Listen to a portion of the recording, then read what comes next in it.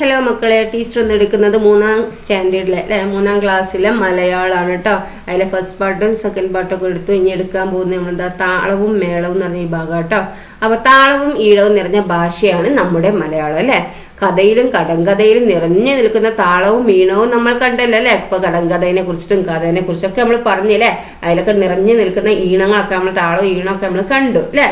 കഥയ്ക്കും കടങ്കഥയ്ക്കും മാത്രമാണോ ഭംഗിയുള്ളത്? കഥയ്ക്ക് കടങ്കഥയ്ക്ക് മാത്രമാണ് ഭംഗിയുള്ളത്? ഒരു ഉത്സവ വിവരണം ഒന്ന് വായിക്കാം, നമുക്ക് നോക്കാം അല്ലെ. കാനനോത്സവം. കൊയ്ത്തു കഴിഞ്ഞ വയൽ, അവിടമാകെ നക്ഷത്രത്തരി പോലെ നെന്മണികൾ കൊഴിഞ്ഞു കിടക്കുന്നുണ്ടാവും.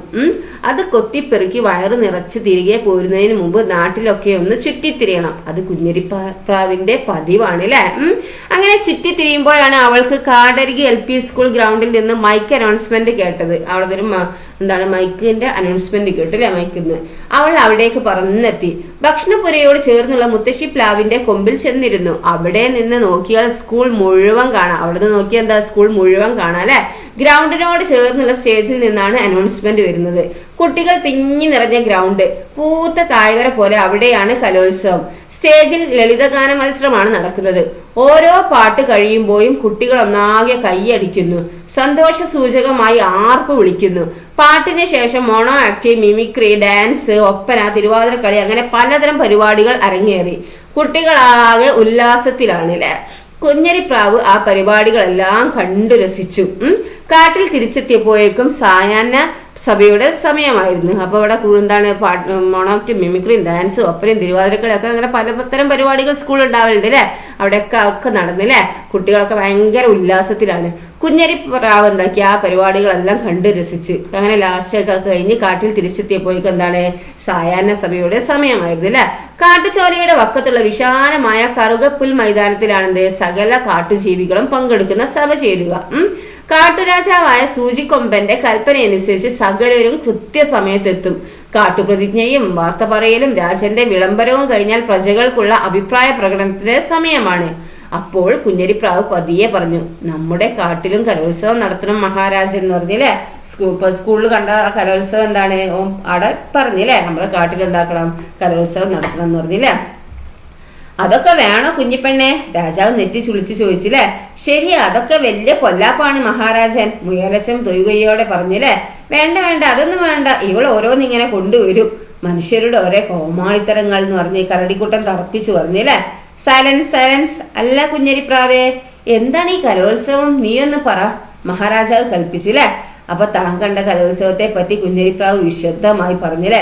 നമ്മുടെ കാട്ടിൽ എല്ലാവരും കലാവാസനയുള്ളവരാണ്, അവരെല്ലാം ചേർന്നുള്ള കലോത്സവം വേണം രാജൻ, മന്ത്രി മൈലമ്മ വ്യക്തമാക്കിയില്ലേ.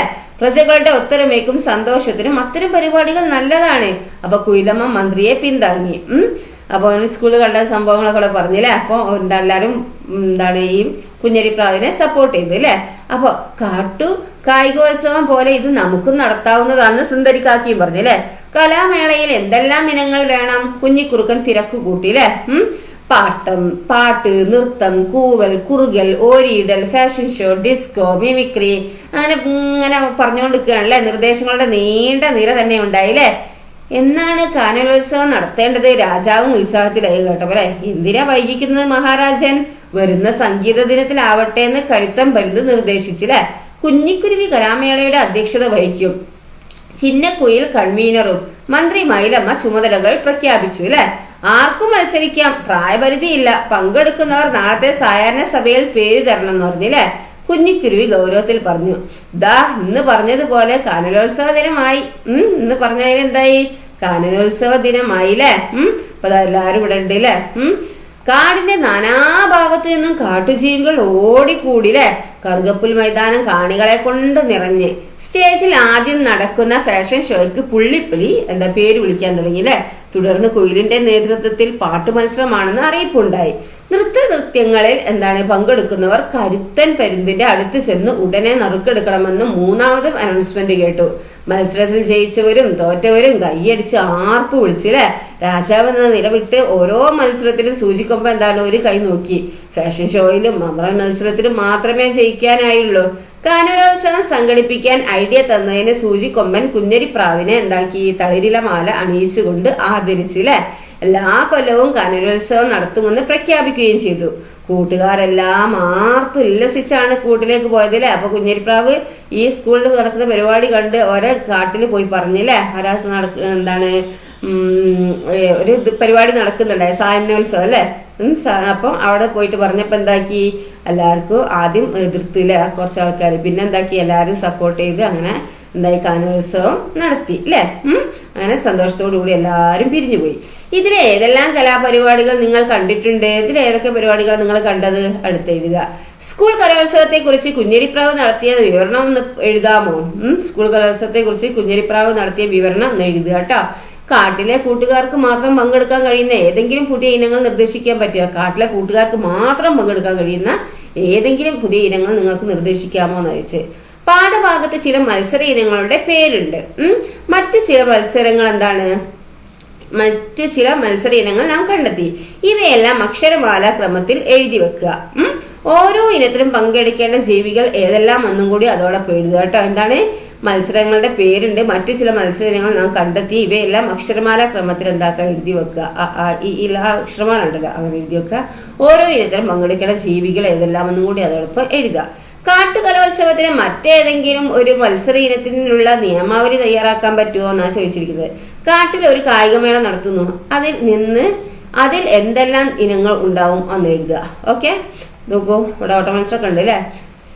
നോക്കൂ, നിറങ്ങളുടെ നൃത്തം.